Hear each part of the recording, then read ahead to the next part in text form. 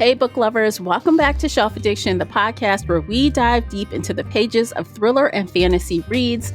I am your host, Tamara, and today we are discussing the second book of our recent sci-fi duology, The Brightness Between Us. But first, a quick heads up, if you crave the visual experience and want to ditch the ads, head on over to Patreon. You'll unlock ad-free video episodes, including after shows and tons of bonus content. If you prefer audio only, Spreaker listeners, you're in luck. After shows and exclusives are available there as well.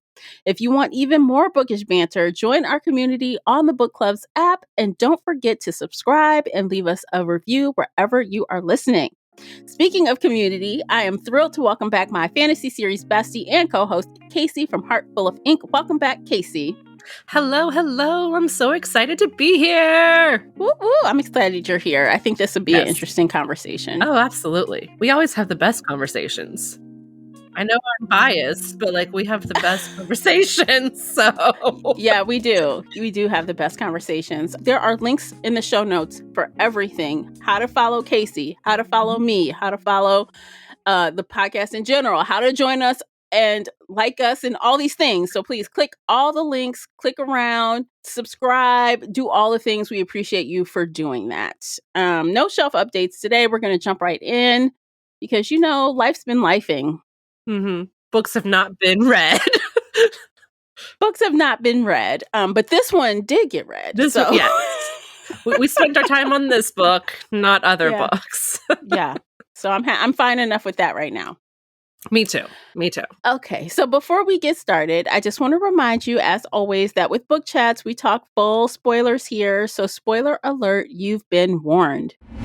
Today, we are discussing The Brightness Between Us, written by Elliot Schreifer. The audiobook is narrated by James Foohey. First published October 1st, 2024 by Clarion Books. The hardcover is 464 pages, and the unabridged audio is 11 hours and 2 minutes. Casey, would you kindly share the synopsis?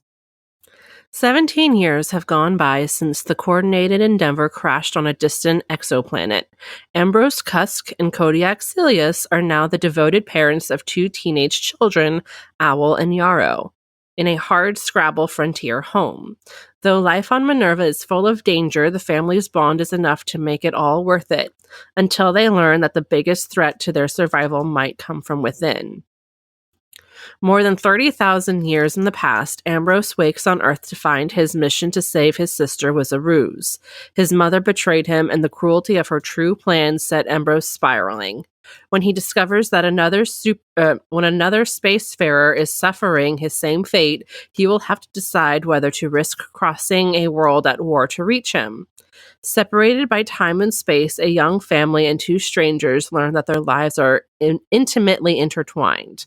They race to uncover the unexpected connections that might save them all, and perhaps humanity as well. Okay. Dun, dun, dun. So, high level, when you finish the duology, I was sad.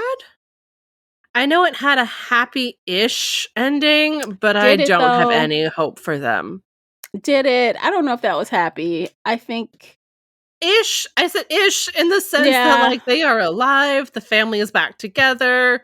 They're underground. They have hope. They have a plan. I don't think any of that's actually going to come true. Yeah, I don't think they're going to make it. I don't think they're going to make it. Whether they survive the crash or not, they're not going to make it. Even if they make it back onto the surface, I don't think they're going to make it. I mean, how do you start over from scratch? Well, they have the ship, and they found the sea. They did find a sea that probably won't be there, but will somehow come back eventually. I don't know. And then the operating system is always trying to shield them from the worst case scenario because, humans are so gentle. They can't take real news. So it was kind of being gentle about what could happen to them. Yeah. But I felt unsatisfied with the ending. I gotta be honest. So I give the author a lot of credit for doing something with this book that I did not expect at all. I did not expect it to go as it did. I did not foresee the story progressing in this way. So Yeah. good on him for that, right? It was not Yeah. predictable in that way. But when I finished that book, I was utterly unsatisfied and felt down about it. Like, really? Mhm. Mm. Mhm. And I don't like feeling like that at the end. There's only so much you can do with this story. Like, you're absolutely right. He took several plot twists that I did not expect him to have. Like for instance, the singer, the famous singer who was just a joke in book Mhm. 1. Like his voice was a joke in the first book. He turned out to be a villain. And I was like, Yeah. that's an interesting plot twist. Isn't Love it? it. Yeah. But love this plot twist. But yeah, it was just I don't know, cuz they didn't make enough babies. They stopped making babies. I understand why they stopped. Like after you keep losing all of these children, of course you want to like pause. But Mhm. also, how are you going to create humanity Mhm. if you don't keep making babies and then you all die off? You won't, and that's the thing. They won't create humanity. So let's Mhm. say best case scenario, they make it through, all 4 of them somehow manage to live, Mhm. although, the poor son, whatever his name is, I can't think Yarrow. of, Yarrow, he's probably got so much radiation, he's probably gonna die anyway. Yeah. So let's just say maybe that Yarrow doesn't make it, but what's her face does, and Owl. Owl, which is also a silly name to me, but okay. So Owl makes it, Yarrow's doesn't, and they manage to figure out how to stop the stuff that was done to all of these little eggy things. Babies.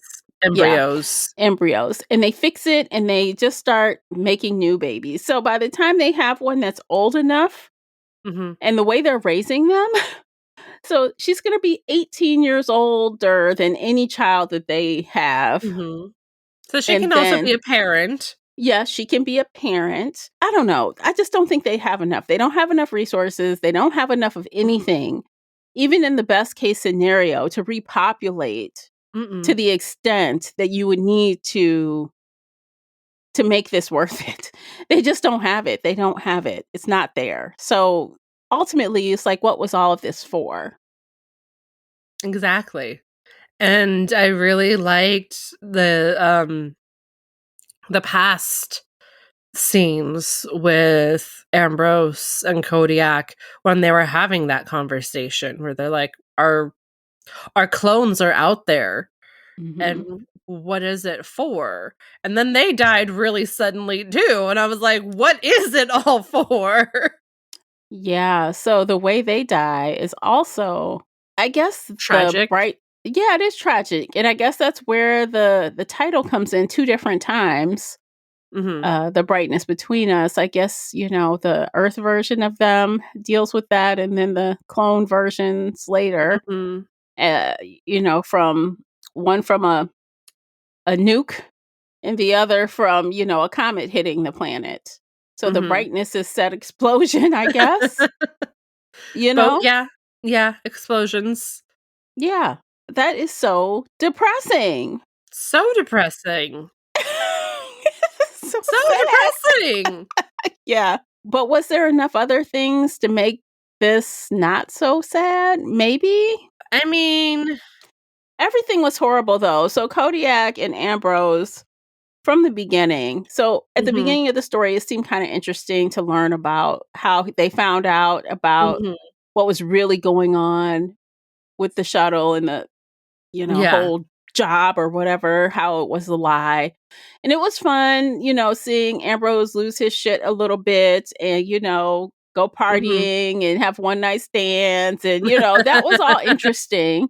But when it came down to it, he felt betrayed and he goes off to seek this other person who is Mhm, in the same boat as him. mhm, They pretty much meet and die quickly. mhm. I'm like, that is awful. Like, what the I fuck? know. I thought they had at God. least a few months, if not a couple years, before humanity went into nuclear war. I think they gave us the date in the first book, and I just forgot it. Because I remember, like, they had those radio calls and those radio Yeah. signals, but I Yeah. could not remember the year, and I thought they had more time together. No, They barely had a week together. exactly. And to be honest, so like I think the most interesting thing revelation to me about their meeting is Kodiak is really like gushy. He's soft on the inside. He is a Mhm, very lovey, mhm. soft, emotional type of guy. Yes, he is, and I thought that was so sweet to see him Yeah. fall in love from his point of view, and when he Yeah. was like, "Oh, I hope those future Ambroses out there know they just need to shut up. They just need to be quiet." Yes. It's so cute. Like that was the best part of that, I think, is to Mhm. kind of get a different point of view on him, on that character. But it was sad. I was like, "Oh, damn," you I know? know, it was really sad. I loved it. I loved and then they had references to yarrow flowers, and they made a reference to an owl at some point. It was like, so these memories are not in the clones, but Mhm. somehow the clones still picked these names for their children. Yeah, they So, did. somehow I guess the clones are still connected to their old selves 30,000 years in the past. I guess yeah, I guess the personality is there, right? Your Mhm, personality is still there, and mhm. maybe you might do the same thing or like the same thing even Mhm. though your their You're end was different. one place and theirs was another. Another which I thought was really interesting with Ambrose when he was when we were first in his head, he was talking about how he had to act a certain way and how he had to behave like this and that to, get attention from his mother, or he had to pretend to be the playboy with his on again, off again partner. Yeah. Um he never really showed that on the ship as the No. clones. He was very much, I'm me, this is what I want to do. And so I thought it was really interesting to see the difference between the clones and the real thing. I said, "Wow, Ambrose is a hoe." Damn. Okay, I mean, dude. yeah, yeah, he is. Like, he like, "I can't I can't be with anybody. I need to go have fun and be free." I'm like, "Okay." I felt bad for, the partner. It seemed like they really liked him Mhm. and they felt bad about what was going on, but They were also kind of using him. mhm, So I did feel bad, but not too bad because they got what they wanted. mhm. They got They him did. to turn on his mother and try and start shit that actually started the nuclear war. Just like that one Ugh. thing. Like, Mhm, was he the domino that knocked it over? Like, that was it. mhm. I don't think so, just because, like, they were already talking about the assassination, and his mother wanted him in space to be safe. So I think it was, like, already on the table. But the whole time that she knew he wasn't going, Mhm, that entire time. From the mhm. minute they got that, like, little message, notice, Yep, whatever, from his sister. which she faked. Yeah, she She made faked it it up. She faked it. So, yeah, no, she knew long before years. Years she had years. kept that secret, Mhm, and mhm, what's interesting, you guys, is when he thinks he's about to leave, he thinks he's gonna go and, he's having his little farewell sex, and mhm. he's all like, "Oh, I'm gonna go talk to the press. It's gonna be great." His mother, like, she's like, "You're late, so you don't have enough time to process this, but this is what's going on. Take a seat." That was really funny how she was like, "Yeah, you're late. You don't have the time to process this." Yeah. Get it out of your system in the next 2 minutes. And then She's like, you could cry, scream, whatever. There's no cameras in here. You're good. And then come out here and do this. He's like, what? Oh, I don't know. So that happens. Everything I think he thought about himself changed instantly. Oh, absolutely. Absolutely. But then he went on this crazy bender and he was just like, I'm going to look pretty. I'm going to sleep with people. I'm going to be the hot playboy. I'm going to do all these things. And I was like, none of the Ambroses on the ship, when they found out they were clones, reacted this way. No. None of them like went crazy immediately. A couple No. of them did go crazy eventually, but Ambrose was usually the sane one right away. Like he was the one who was calm, collected, and so to see him just kind of flip was really interesting. Yeah, the Earth Ambrose really reacted in a teenage-like manner. Mm-hmm. Mm-hmm. Absolutely. Which is fair. He is a teenager, but like you said, in contrast to how the clones were acting, it's very different. It was very different. It was very weird. But also, I guess he was closer to his sister, and so he had more of that, I need to save my sister because I love her. But the clones also thought, we're on our way to go save our sister. So, I don't know. It was interesting. Yeah. I don't know. So he goes to this concert. And he's like eyeballing the singer, and I can't even, oh my God. So the irony, like you said, is that was the singers whose voice he was fawning over in the first book. Yes. And Here again, he is. Great job to the author for taking a joke from book 1 and turning it into such a massive plot point in book 2. I never would have guessed that this pop singer was going to be... This would be like if Harry Styles turned into a villain and tried to destroy the world. He was like a secret agent. It just doesn't make sense. Yeah, he was a sleeper agent. Yeah, because he was a part of Kodiak's training. He knew him there. And now he's this pop singer singing like a K-pop band. I'm like, what kind of bullshit? I'm like, what in the... I'm like, is it like the way that the author described them? I'm like, is this some kind of like K-pop shit? And then I think so. Some of the people were actually women. Some of the guys in the group were actually women. I'm like, what is going on here? That was very interesting. So I'm like, oh, this guy. And then he goes off and he sleeps with him. And then he's like, oh, but I got stuff to tell you. Yeah. I also thought it was crazy that Ambrose trusted him after 2 seconds of making out. Yeah. I was like, okay, but why do you trust him so much? Is it just because he's hot? Is it just because you're drunk? Is it because you're horny? You should not trust anybody this quickly, especially not a pop star who you physically just met for the first time 2 seconds ago. And he was drinking so many rum and cokes, basically. I think it was rum and something else, but I think it was Pepsi, rum Pepsi or something. I don't know, some drink with Pepsi. And I'm like, okay, you should have been so messed up. I don't know how you could have absorbed what that guy was telling you in that moment, because he was drunk. He was so drunk. It's like interesting, very interesting. But then he decided, okay, we're gonna try to break this shit. Yeah, let's do it. Yeah. Would you have done it? Would you have tried to expose your mother's betrayals like that?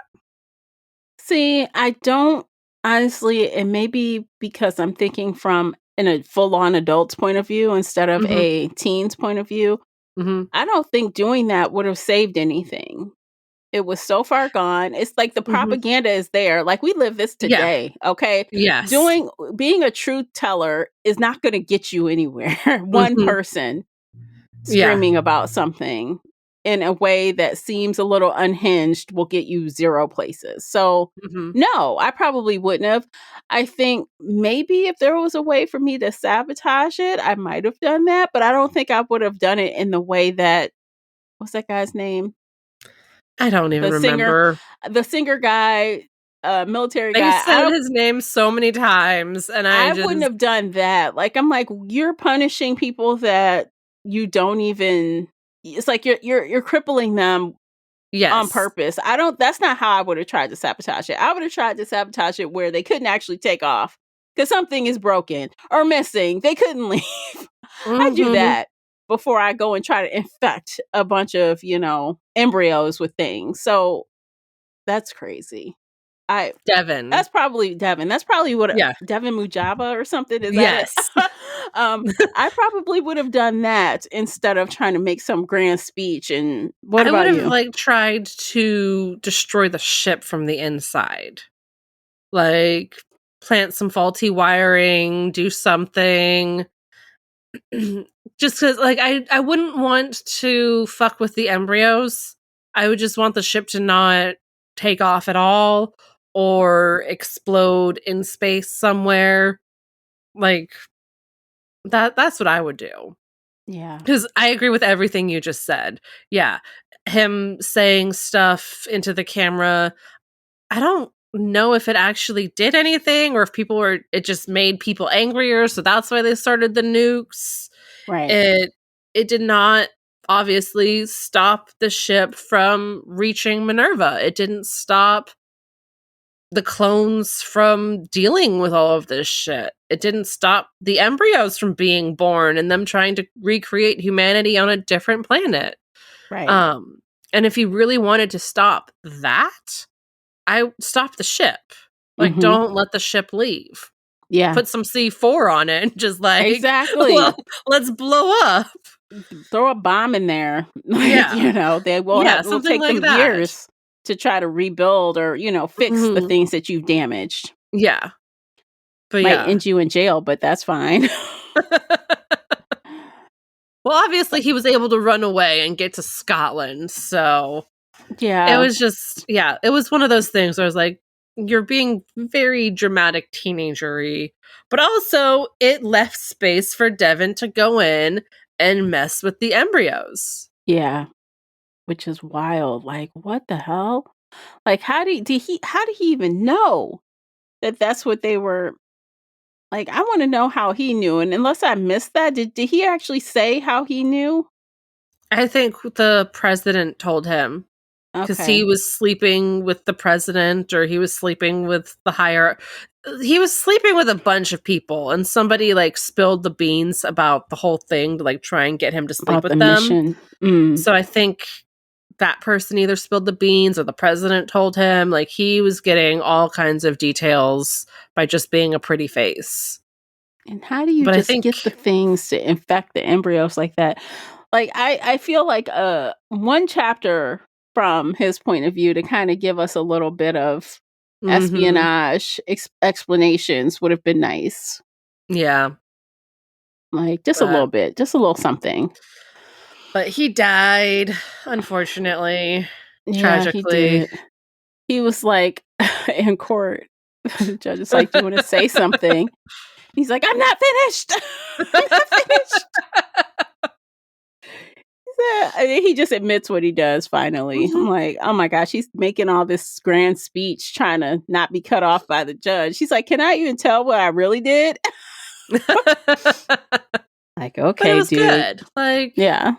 He had a mission he believed in. He could have done things differently, but Hmm. yeah. Yeah. That's crazy.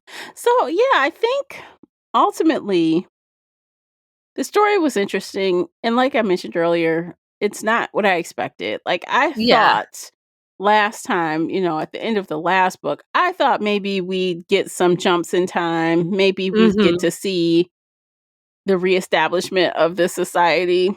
We didn't get Mhm. any of that Nope. because there's no point. Mhm. There's not going to be a new society. I'm sorry. Maybe that's pessimistic, but I had the same thought, and I think yeah. given the current political shit show that we're dealing with, we can look at this and go, yeah, no, this is not a good story. This is not a happy, it's a great story. It's just not a happy story. It's not a recreating humanity story. They're not, there's nothing for them on Minerva. No, they should have never sent them. Mm-mm. They should have just said, let's just try not to let the earth burn. Yeah. How about that? How about we try to figure this out before we all nuke each other and we all die? But no, they just went straight to nukes. Yeah. That is so wild. It's a wild story. It is. Yeah. But I do have some other comments to say. This is actually a great time to take a quick break. You guys, by listening to these commercials, you are supporting the podcast. We appreciate you for doing that. When we return, we will finish our conversation, give our ratings, and, well, actually, I think we're going to share what we're going to read next. I think, yeah. Okay, we'll be right back. Stay with us. Okay, welcome back. While some of these things were really interesting and obviously fun to talk about, really unique story-wise, it took me 7 days to get this done. 7 days? I think that's the longest. 7 days. So Damn. Maybe I wasn't in the mood. Maybe it just felt slow. It felt, maybe I knew we were marching toward a bad ending or something. I will say, part one, from Owl's point of view, the whole time I was reading this, I was like, oh, Tamara hates this. She's a whiny teenage girl. Tamara's going to hate this. She was whiny. Like, damn, girl. At least she only had, like, part one and then a little bit at the end. Thank goodness, like, she wasn't the whole story. But yeah, no, I knew you would hate her so much. So this adventurer, she wants to be an explorer. She goes out. She's like, I found something. Bitch, you didn't find shit. Okay, like, okay. Sit your ass down somewhere. She... it was a duck, which is like, that's a duck. New to her. Yeah, it is new to her. She's like, I found an alien species. Look. And they're like, well... Actually, that's us. We just lied to you again. I know. Okay, so I didn't hate Owl's character per se, but I wish she were a little more palatable, just a little bit, especially when things start going wrong with her brother.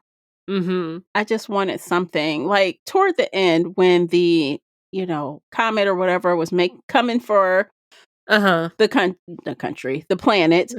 She's like, I'm gonna save the baby.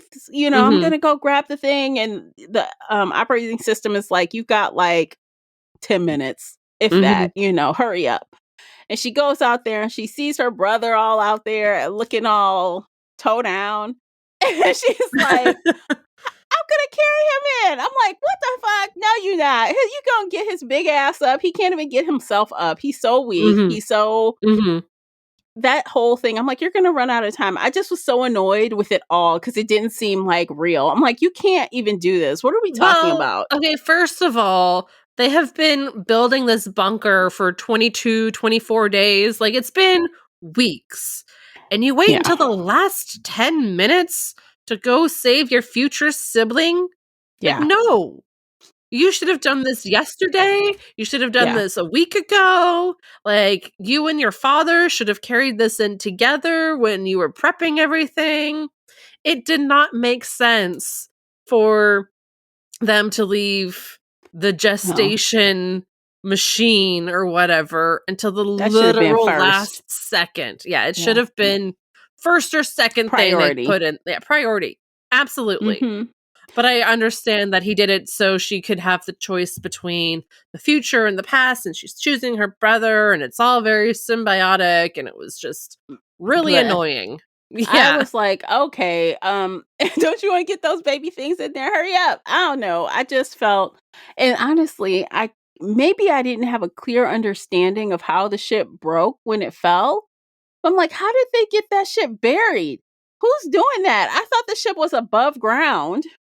Part of it was, and part of it was sinking into like the mossy area, but also some of it was saved, but At the also end, they made it seem like it was fully underground because when they were looking out of the things, they just saw dirt, yeah. right? Yeah. Well, they wanted to bury it so they could be safe from all the radiation. So yeah, no, Two it's human men and one human girl and a little robot could not bury that ship in 24 days. science. I mean, they had started digging back when Yarrow was still around, and he did some digging too. So Three yeah, adult no. men. Eh, Have you ever dug a okay, so just imagine what it takes to dig a pool. so in Supernatural, they dig a 6-foot grave in like 2 seconds. Oh But that's god. TV magic. Well, I guess the TV magic has been applied to book Yes. magic Oh, because there's absolutely. no way that those humans could Yeah, have no. buried that thing. And I was having a Mm-mm. hard time with that. I'm like, you're doing what now? Yeah, no, it was ridiculous. And they're printing things and doing things, but I had a hard time figuring out what exactly that was. They were going out and bringing like this metal stuff back. And I'm like, what are they doing? It just seemed a little bit woo woo. Like, just believe it, I Mhm, guess, mhm. Yeah. which I I'm sure tried to there's do. math and science to it, but I don't know either of Yeah. those. But all of those little things I think tied into me feeling like it was a little slow. I'm like, what is this? So I do get into it a little bit and I'm like, I need a break. Let me go find something else to do. And then I go off and watch like 10 hours of TV. I don't It was very slow, and it was more of a, like we had the philosophy of Ambrose and Kodiak from the past when they're trying to grapple with like, oh my god, our clones are out there. What can we do to help them? And like that was very emotional and a very good question to like kind of pose to yourself. Like, how would I help my clones? How would Mhm. I feel about my clones being sent to their death? What would I Yeah. do? Mhm. So that was interesting. But again, like, yeah, they're here to recreate humanity, but all the kids are dying. They're just kind of growing plants. They're not exploring. They're not really doing much of anything. They have Mhm. evil yaks around. Um, I don't know. It just felt very much like, okay, we came here to die, Yeah. and we're just slowly prolonging our death. Yeah. Definitely. And okay, so I think also part of the problem, I guess I would say, was in the first book, it really felt like a romance Mhm. between the two Oh, main yeah. characters. And Book in 1 was this definitely a romance, this was not at all. this wasn't at all. And I think, yeah, there was a moment here or there, where Mhm, from the child's point of view, from Owl's point of view, or even Yarrow's point of view, oh, father and dad went off to have 5 minutes to themselves, I mhm. so the whatever romance could have been between the Earth versions of Yeah, Ambrose and Kodiak was not enough to get absolutely through. not. I just felt like that was missing, and if you're gonna do this treatment of the characters, I wanted more of that, more of them 18 years later being in love with each other or something. Yeah, no, I definitely wish we had something from their point of view as adults, Mhm. because this was the longest they ever lived. Even the one set that lived, they were mid-30s, and I think this is a little closer to 40, I think. Yeah, they're still in their 30s, so if they landed and they were, Mhm. like, what, 18-year-olds, right? Oh, yeah, they landed when they were 18, so I guess this is about the same. They're about 36, Yeah, 35, 36. 36. Yeah, 36, 37. Maybe that's pushing it. Maybe. I also would have loved to see them in the past, live Mhm. together for more than a week, like, give them a couple months, give them a year together with their little lamb, like, they were cute. Mhm. They were It cute, just like, oh. book I don't one know. was so deeply emotional and romantic. And this It wasn't. wasn't. Yeah. I think this was supposed to be more about a familial love, and it just didn't hit either. And I kept being I was getting the ick a little bit because Al would say things like, I'm the only person that can have babies. And then Yeah. she's Ugh. treating Yarrow like that's her sibling. And I'm like, well, what are you saying? Yeah, you guys aren't related, but you kept talking about being the only person who can have babies. I'm like, what is the author trying to say here? Is there something there that I'm reading into, or were they trying to say that they would eventually hook up? What is it? I hope you were reading into that, because also I had the same thought. But then she'd be like, but he's my brother, and ick. Yeah, And I was like, thank God, because no. But also, how is anybody supposed to repopulate this planet if you're all getting the ick? Which you right. should, because you are siblings. Even if you're not related, like you're And siblings. I instantly thought that they shouldn't have raised them as siblings. And I Mm-hmm. understand the instinct to want to have like a ready-made family, right? This Mm-hmm. is family. But the job you are supposed to be doing, it impedes on the familyness of it. Yep. If you raised them differently, we wouldn't have Mm-hmm. gotten an ick Mm-hmm. because they wouldn't have been raised like brother and sister. But you chose to do that. And then why? So if you want to raise them as brother and sister, that's fine. But don't even bring up she's the only one who can have babies more than once. It doesn't even matter because there's no one else for her to have a baby with.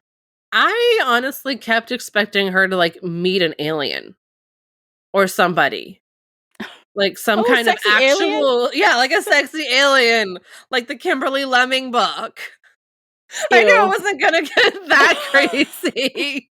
But like, because like you said, she kept bringing up, I'm the only one who can have babies. I'm like, so you're gonna meet somebody new? Right.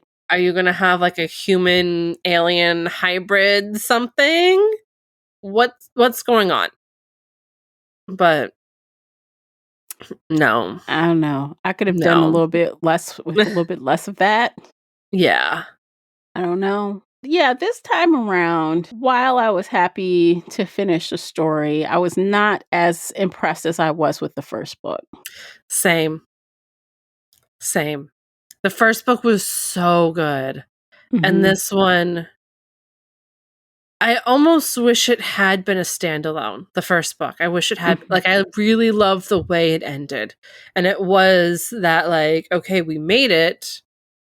Who knows what's going to happen next? And it Mhm. was that very open ended. And he tried to recreate that open endedness here, but it just doesn't feel the same.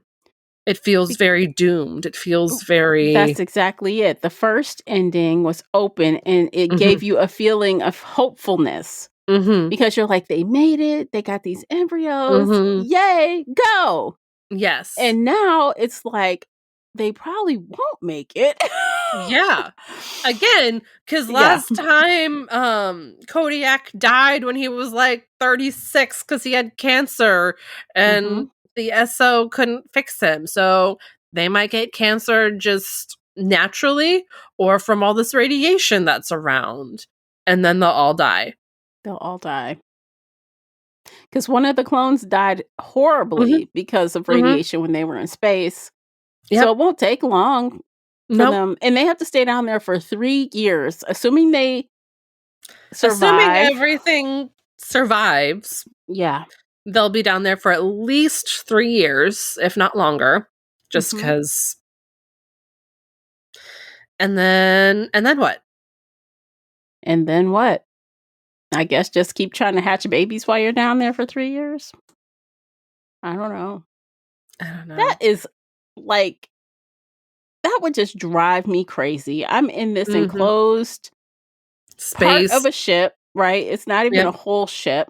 Mhm. We're underground and we're Mhm. following this fake ass route of acting like you're in space to survive and keep sane. Yeah, no, that would And not keep me sane.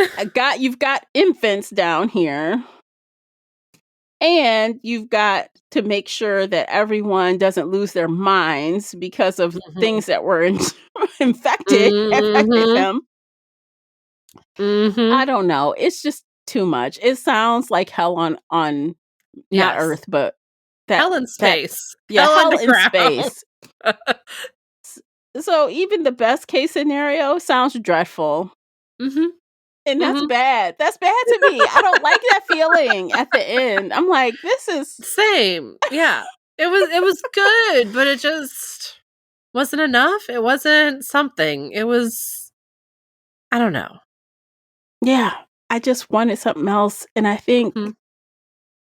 I could hear from the author what they were trying to accomplish. And I do think, if you like moody, kind of sad, Mhm. hopeless kind of stories, I think you might get the emotional devastation you're looking for. Yeah. Maybe. Um, Or if you're an optimist and like really happy and you'll be like, yeah, they'll survive and do all this good stuff. Like, yeah. Hmm. no. Yeah, and I feel like I did a quick glance at the reviews, and I think Uh-huh. more people loved it than didn't. There's definitely like in the almost 90% of the people gave it a 5 or 4. Wow. So I'm definitely in the minority here, but maybe it's the time, I think the maybe timing, the social political situations that we're dealing with, mhm. because yeah, Yeah, and I I hate don't know. that I just reacted so almost opposite than the first book. I really I mean, yeah, no, this is an opposite reaction to the first. We loved the first book. It was Mhm, good. We were so excited and so happy. mhm. And then this book is just not happy. No, I mean, even if you look at the cover art for this book, it's literally the kids, and then Mhm, the parents on this planet with the suns, and mhm. knowing what the brightness is, quote unquote. It's like, look at this sad moment before they all die. That's The just what I sad mo see. Yeah. Oh, That's yeah. how the story has informed what I see on this cover. I mean, it is a little literal interpretation of the book, yes. It's morbid. And I'm like, I hate to kind of just slap that label on it, but that's like my instinct. When I Mhm, finished it, I was like, oh, mhm. Oh, yeah. No, it was very, very tragic. hmm, too tragic for me, I guess. I need some happy-go-lucky, hopeful shit right now. That's Yeah. just, I guess, where my head's at. So I'm not going to fully blame the book. Maybe it is partially, the mood I'm in right now. But Same. I stand by the fact that I think the Mhm. pacing was different. Oh, it was incredibly different. I was Yeah. worried that people were gonna start dying off immediately the way they Mhm. did in book 1, book part 1 ended when Kodiak died, and then they wake up again in part 2, and I was worried that people were gonna start dropping like flies, Mhm. and then they didn't, not Right. until the end. Right. Um, Hmm. but yeah. Can we also take a moment to say it was how weird it was that at exactly the moment he turned 16, all of a sudden his hormones kicked in? Like there was a countdown in his brain or something? Like Yeah. that was weird. That was weird. Because, yes, you can get hormones at 16, but also like you get them at 15 and 14 and Mhm. 17. Mhm. The exact second he turned 16 just felt It's like a weird. switch flipped, Yeah. and Owl was saying, "Is that gonna happen to me, or will it not happen at that time, or sooner or later?" So I Hmm. guess they kinda say maybe it was just a coincidence for But him. still, she Mhm. was looking at him and his eyes just changed in that minute. I was like, that's weird. Mhm.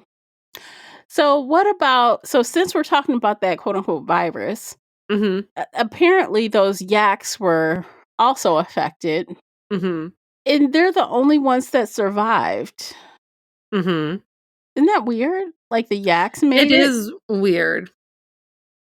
But there's a lot of vegetation kind of growing around, like all the algae nearby, and yaks eat that. So to me, that made sense. Whereas the duck, I guess it got too hot for the duck, and it died from the water boiling off or whatever that was. But wasn't the vegetation a result of them bringing that plant? I thought that was the other vegetation. Like I thought the algae they were eating was what was already growing on this planet. The red stuff that she found on those trees and on the stuff in the ocean or the sea or whatever it was. I didn't even think the trees would be there without the plants they brought. No? Yeah. No, that was the plant they brought. I thought the rest of the algae was just already there. Okay, see, that's what makes me wonder. I think it might have been there, but it's like mutated or something because of what they introduced to the environment. Oh, definitely. I don't know, it's very sciencey.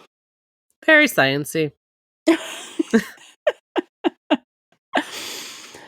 again, I'm okay with it, but it just doesn't completely give me all the answers. Yeah. Exactly. So I don't know. And then the comet. So yeah, the comet was coming, and if they survive, the comet's going to come around again, right? What did they say? Every couple hundred years or something? Yeah. I don't know. So then everyone survives. They make more humans, and then they all die again. I don't know. What the hell? A civilization cannot survive off of one operating system and printer. No. What the hell? And it's a fucking antique. Yeah. Like, it's more than 30,000 years old. How is it still operating? Yeah. And honestly, so like even like more little things that just nitpicked at me. So when what's the little boy's name again? Oh my god, what are the names? Yarrow. He made the little, I guess, reel or video or whatever for his parents. And he's like, the quality is so bad. I'm like, little guy, dude, you comparing it to one TV show you watching on repeat? What do you mean the quality? What are you talking about? Have you gone to like film school and I don't know it? What you mean? Like, oh, I don't know. Just like little things like that. I'm like, what are you talking about, dude? You're raised on another planet and you have one old ass TV show that you watch. Yeah. No. And there are a few times when when she would say something weird and she'd be like, oh, I guess I watched it on a TV show or an episode once. And I was like, just because you watched it once doesn't mean you're going to repeat it. But I guess maybe it's just the easy explanation. See, it would have made more sense to me if at that time on Earth, there was a couple of lines about how they uploaded all the things that they could find that were relevant in art, history, social media, and they were watching TikToks for 20 years. You know what I'm saying? Like, that would make more sense to me. I watched 90210. Can you remember that show? Oh my God, that show is thousands of years old. And I watched it. That would make more sense to me. I don't know. I mean, if they're trying to recreate humanity, they should have sent a shit ton of humanity with them. Exactly. Like you said, art, history, all of the TV shows. Music. A million books. Like, all of it. Like, as much as they could have fit. At least draw one or two lines from that, Yeah. Instead, we just got reference to one TV show. One TV show. Yes. And then when the OS was like, yes, I have created the history video, and it is 47 minutes long. It's like, only 47 minutes? You're going to put all of history in 47 minutes? Like, that's impossible. So, I mean, I guess maybe it depends on whose administration it is. That's true. We're going to cut out all the stuff we don't want you to know. We're just going to cut it out like it never existed. There you go. 47 minutes. It's at 47 minutes? 47. Yeah. 47 minutes. Let me pull up the ebook and figure out what page that was on so I can tell you, because it was... That's funny. I'm like, get the hell out of here. Like, it's so, again, like just little things that did not catch me or perturb me on the first time around. Like, these things, if there were things like this in the first book, I was so engaged with everything else going on that it just kind of slid by me. But here, I'm like, wait. Yes. Which is unfortunate. It is part 3, chapter 1 on my ebook. It's page 170. The OS says, I have already prepared a 47-minute summary of Earth history for you. Who's our 47th president? Oh, God. The irony of that. Irony, yes. And this was written before he came into office. So, again. But yeah. That's why it's 47 minutes long. But anyway. Moving on. Yeah, so I don't know. I think I'm done. Do you have anything else we should I think we've covered it all. Because, it was well written. It was really, really emotional. But it just didn't have the same captiveness as the first one. Yeah, I agree. Okay, let's go ahead and rate this thing. Do you want to go first or do you want me to go first? I can go first. Okay. I'm going to give this a 3 out of 5. I was happy to finish the duology. I was glad to read something very different than the things we'd been reading. So that was a nice reprieve. The writing was good, but for all of the reasons I just complained about over the last 50 minutes, I'm not going to rehash all of those, but that is what earned it a 3 instead of, I think I gave the first book a 4. So that's where I stand. How about you? Same. If I could give it a half star, I would give it 3.5. But since I can't, I'm going to give it a 3 star. Like, it was really, really good. It just did not capture my attention like the last one. I am not as invested in the characters. Owl, yes, she's a teenage girl, but I don't know. Everything we've said. It was good, but it just wasn't that like good. The first one. Yeah. So I would recommend the first book to people all day, every day. I don't know if I would recommend the sequel. And I will tell them that. I'll be like, love book 1, but if you're satisfied with that ending, walk away. If you want more, check out book 2. But if you're happy with book 1, then just walk away. Read it as a standalone. You can't stop there and be totally satisfied with absolutely. it. Yeah. Absolutely. Yeah. It should have been just a one standalone. book. Yeah, I agree. Our next series, actually, it's just a 2-parter, right? Another duology. Yeah, I think it's a duology. We are going to read 6 Crimson Cranes by Elizabeth Lim. That is book 1. Book 2 is The Dragon's Promise. And yeah, I just think it's those 2. So that should be fun. I think there's also like a little prequel out there. Oh, yeah. I forgot about that. But I don't know if we may or may not partake. I don't know. We usually don't do all the little half steps of the books. So this is going to be something else, kind of different. It's YA still, but it's definitely more mythology based. No space. We're back on Earth and we have dragons again. Yeah, tell me, share with us what caught your attention about this series or duology, excuse me. I mean, it's been on our list for years. And I was reading the sample pages of like 3 different books. And this one had the most interesting, like, immediate hook where page 1, chapter, like, sentence 1, our heroine is drowning. And you're just like, what?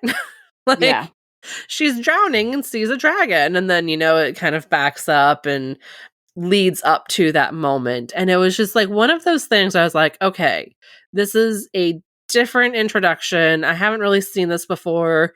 The other books are just boring. Sorry, not sorry. But like this one was the only one that really felt like, okay, this is going to be a fantasy. This is going to be interesting. There's going to be stuff going down. The author's not afraid to, start with a bang, basically. Yeah. So I think a lot of this is going to feel like new to me because the description does say that it weaves together elements of the Wild Swans, Cinderella, the Legend of Chang-Yi, and the Tale of the Bamboo Cutter, of which 3 of those 4 things, I don't know what those are. So it's going to feel like new material to me. Yes. But if you're familiar with, at least half of those stories, you might see some familiar things. And also, this book was a nominee for the Reader's Favorite YA Fantasy and Science Fiction in 2021. So that's kind of cool on Goodreads. So it was a nominee, did not win for that year. But yeah, and the ratings as of today, right now, the average rating is 4.19 out of 5. So that's pretty good. That's really good. Yeah. So I'm excited. I read already the first 4 chapters. Ooh. So look at you go. I'm like, I'm going to put it down because I have to finish The Brightness Between Us. So I had to put it down. So yeah, I'm like, okay, I'm into it. I'm down to try it. It looks good. And it's another 2-piece, 2-parter. So even if things get a little wonky, we only have to read it for 2 months. And then we can pick something new. Oh, God. Don't you guys love my attitude? Don't I have a great attitude? I mean, we had so many series that we sludged through. We committed and we stuck with them. So, we deserve this now. Now we can be like, all right, we can commit to 2 books and it'll be fine. Yeah, we got. Whereas, with the 6 books, we're just like, oh God, we have 5 more books after this. What's crazy, I feel like I want to try a long series, but I can't risk it. I can't risk it. Unless the series is good, we can't risk it. But that would involve me reading at least half of it to feel secure in it. I mean, we could do the Alpha and Omega series by Patricia Briggs because we both know that's good. And, I would trust that. But... we haven't done that. We haven't. Done those. And the new one's coming out sometime soon. This year or next year. I think this year. But we can talk about that later. Think about it. We'll think about it. We got stuff to we still have to consider because, these months are flying by. To be honest, in 2 seconds, we'll have to find another series. So I know. Yeah. Well, anyway. All right, so that is it for today, guys. If you read this duology or if we made you want to read the duology, leave comments on whatever platform you're listening to. Let us know what you thought about it. Or if you plan on reading it, do share. We appreciate you for doing that. Don't forget to like, subscribe, follow us, do all the fun stuff. That would help us out a lot. We appreciate you. Okay, we'll see you guys in the next one. Take care of yourselves. Bye, guys. Bye, everybody.